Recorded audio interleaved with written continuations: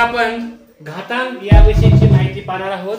मुलांनो, तुमच्या समोर मी ते काही नियम मांडले का, हे 9 नियम ज्यांना व्यवस्थित समजतील त्यांना घातांक मधला एक कुठलाही आणि कसलाही प्रश्न चुकणार नाही. फक्त हे नियम लक्षात असू द्या.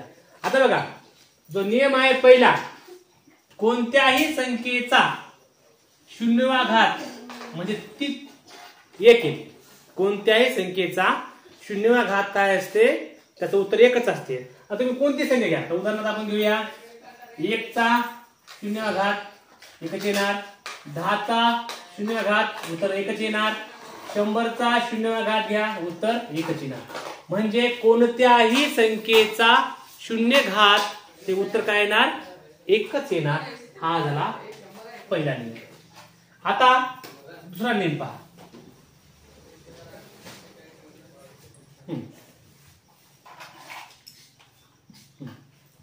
आता बघा, कोणत्याही संख्येचा पहिला घात म्हणजे 30 संख्या येते. कोणत्याही संख्येचा पहिला घात 30 संख्या येते. कोणत्याही संख्येचा पहिला घात 30 संख्या येते. म्हणजे तुम्ही 8 चा पहिला घात करा 8च मिळणार, 9 चा पहिला घात करा 9च मिळणार, 12 चा पहिला घात करा 12च मिळणार. म्हणजे कुठल्याही संख्येचा पहिला घात हा तीच संख्या आहे, ते उत्तर असं सांगता येते. आता झाले हे 2 नियम. आता बघा तिसरा नियम काय म्हणतो. तिसरा नियम बघा, यम इथं अधिक वजा ई बरोबर इथं 1 भागिले ती संख्या, त्या संख्येचा इथं घात येणार. इथं अधिक असेल, इथं वजा असेल, अधिक, ही लक्षात ठेवायचं आहे. आता आपण इथं काय करूया, एक संख्या घेऊया 9 चा 5वा घात घेऊया. लक्षात ठेवा इथं 9 का आहे, याच्या समोर कोणतं चिन्ह आहे, म्हणजे चिन्ह कोणतं आहे, अधिक चिन्ह आहे. बघा 9 ला 9 ठेवलं, चिन्ह कोणता अधिक, इथं वजा होणार, वजा 5 होणार आणि त्याच्यावर 1 येणार. म्हणजे 1 भागिले 9 चा -5वा घात असं या ठिकाणी आपल्याला उत्तर देता येते. आता 1 राहून गेलं बघा.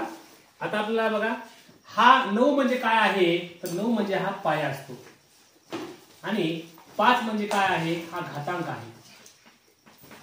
म्हणजे याचं आपल्याला वाचन करायचं असेल तर वाचन कसं करणार,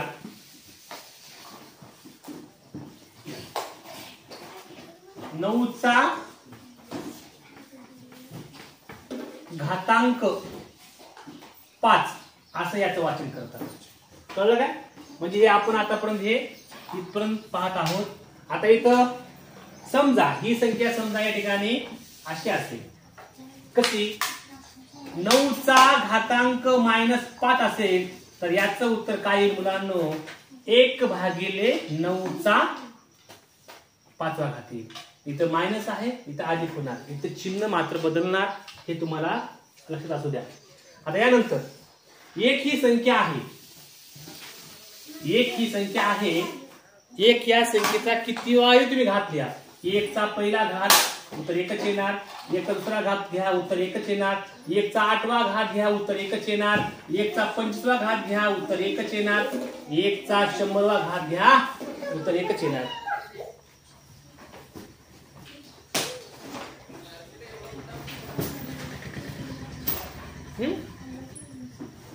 म्हणजे तुम्हाला समजलं काय, हे कसं काय आलं, लक्षात ठेवा. 1 चा पहिला घात म्हणजे काय, 1च होईल. 1 चा दुसरा घात म्हणजे काय होईल, 1 गुणिले 1 उत्तर 1च येणार आहे. 1 चा दुसरा घात म्हणजे काय होईल, 1 संख्या 1 गुणिले 1 गुणिले 1 म्हणजे उत्तर काय येणार, 1च उत्तर येणार. म्हणजे अशा प्रकारे मुलांनो कुठल्याही 1 चा घात किती असू द्या उत्तर 1च येणार.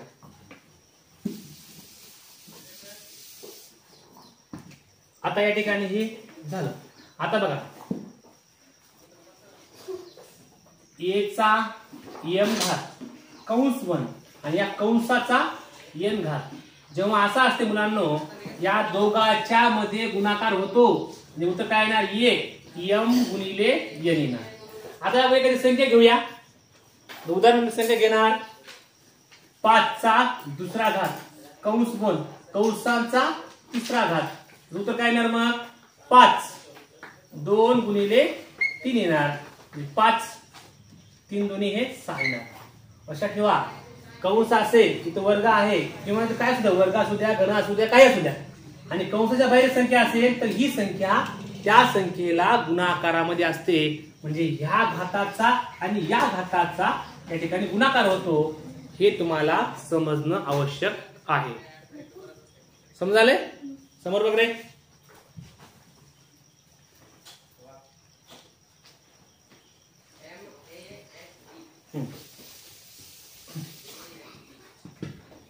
हे इथपर्यंत आपण पाहिजे. आता बघा 6वा नियम बघा m चा a घात गुणिले m चा b घात. बघा हा आहे 6वा नियम. नियम काय म्हणतो घातांकामध्ये पाया समान असताना जेव्हा गुणाकार असतो बघा घातांकामध्ये पाया समान असताना जेव्हा गुणाकार असतो अशा वेळेस काय होते दिलेल्या घाताची बेरीज होते. बघा हा काय आहे m म्हणजे काय होय हा पाया आहे. हा m काय होय पाया होय. m म्हणजे काय होय घातांक होय आणि हे काय होय घातांक असेल. काय म्हणतो नियम गुणाकारामध्ये पाया समान असताना घाताची बेरीज करायची. हा नियम सांगतो पाया समान आहे 2 पैकी 1 घ्या घात काय आहे a हे अधिक b हा सोडवायचा आहे. मग तुम्ही कुठली संख्या घ्या. आता मी काय करणार 4 चा तिसरा घात गुणिले 4 चा 8वा घात. त्याचं उत्तर काय येणार पाया समान आहे एक संख्या घ्या 4 गुणाकार आहे. घातांकामध्ये पाया समान असताना जेव्हा गुणाकार असतो अशा वेळेस बेरीज होते. 3 मध्ये 8 मिळवले 4 चा हा 11वा घात. अशा प्रकारे हा 6वा नियम आहे. आता 7वा नियम काय म्हणतो 7वा नियम लक्षात ठेवा घातांकामध्ये पाया समान असताना जेव्हा भागाकार असतो घातांकामध्ये पाया समान असताना जेव्हा भागाकार असतो अशा वेळेस काय होणार त्या घाताची वजाबाकी होणार.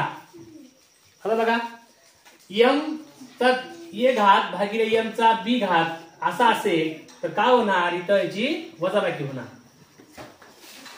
आता संख्या घेऊया 8 चा 9वा घात भागिले 8 चा 4था घात असेल अशा वेळेस काय होणार हा भागाकारामध्ये पाया समान असताना घातांकाचं काय होणार वजाबाकी होणार.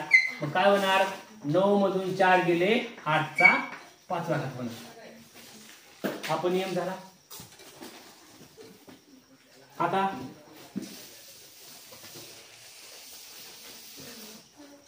हा 8वा नियम बघा. आपण काय करूया 7व्या नियमावर अजून काय आपण गणित घेऊया.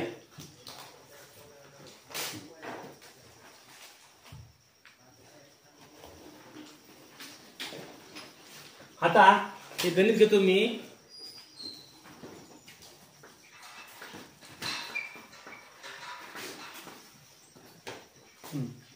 बघा हा नियम कितवा आहे 7वाच नियम आहे. मग तुम्ही काय म्हणशाल की सर इथं 9 आहे 27 आहे आता पाया समान नाही आम्ही सरळ सरळ वजाबाकी करावं काय करू नका.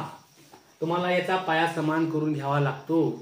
पाया समान करून घेऊन तुम्ही काय करायचं आहे हे सोडवायचं आहे.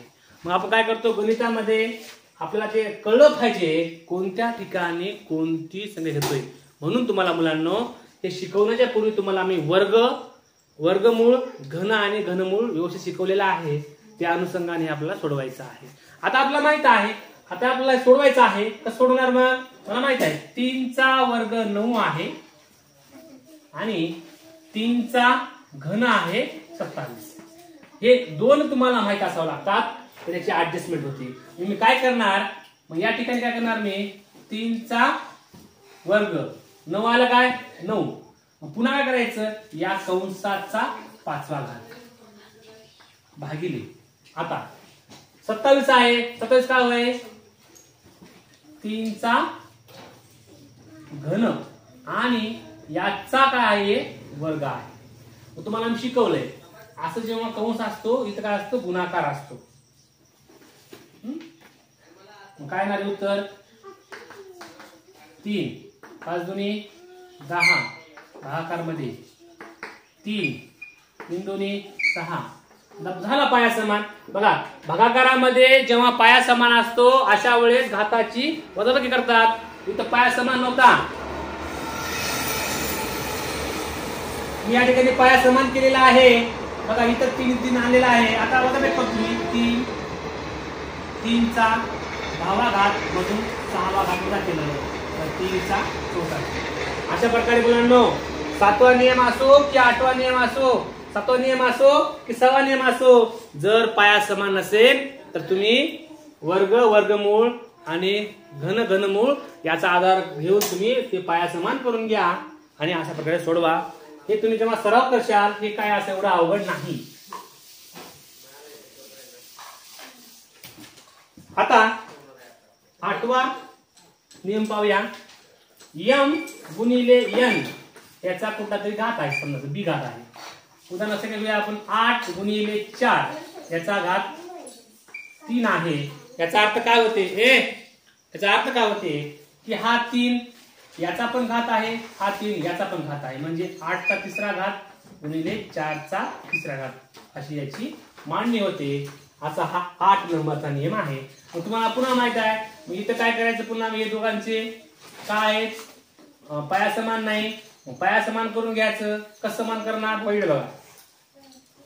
8 कधी येते 2 चा घन 8, 4 कधी येते 2 चा वर्ग 4. ठेवा मांडा अजून. मग इथं काय 2 चा घन याचा हा तिसरा गुणिले 4 कधी येते 2 चा वर्ग आणि याचा काय हा तिसरा. मग हे 2 ला 2 ठेवून द्या, 3 त्रिक 9 गुणिले 2 2 ठेवून द्या, 3 दोन्ही 6. मग काय उरलं 2 9 अधिक 6 2 याचं किती आलं होतं हे 15. अशा प्रकारे मुलांनो हे तुम्हाला सोडवता आलं पाहिजे, असं तुम्हाला मांडता आलं पाहिजे. आणि हे तुम्हाला कधी मांडता येईल, एकदा दोनदा नाही, याला बरंच तुम्हाला बघावं लागेल, 2दा 4दा पाहावं लागेल, मग असे तुम्हाला येऊन जाईल. आता बघा शेवटचा नियम पाहूया.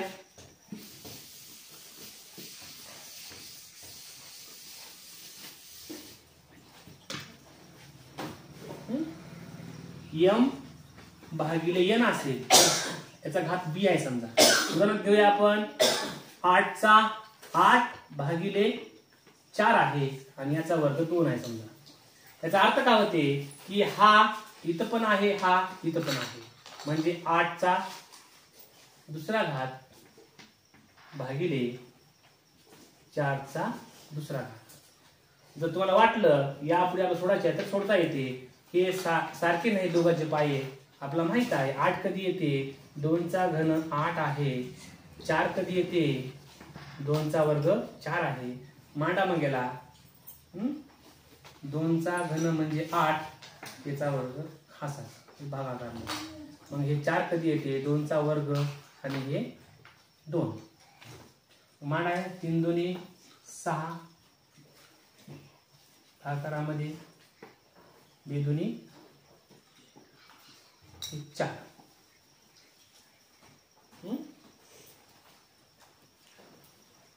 मांडाचं काय होते भागाकारामध्ये पाया समान असताना वजाबाकी होती, कधी वजाबाकी. मग मांडायचं 2 किती आहे 6 आणि वजा 4 2 चा दुसरा घात. अशा प्रकारे हे आपल्याला याचं उत्तर काढता येते. मुलांनो अशा पद्धतीनं तुम्ही ही उदाहरणं सोडवायची आहेत आणि हे समजून घ्यायचं आहे. आता आपण जो पुढचा व्हिडिओ आहे त्याच्यामध्ये आपण याच्यावरती जी काही उदाहरणं आहेत त्याबद्दलची माहिती पाहूया.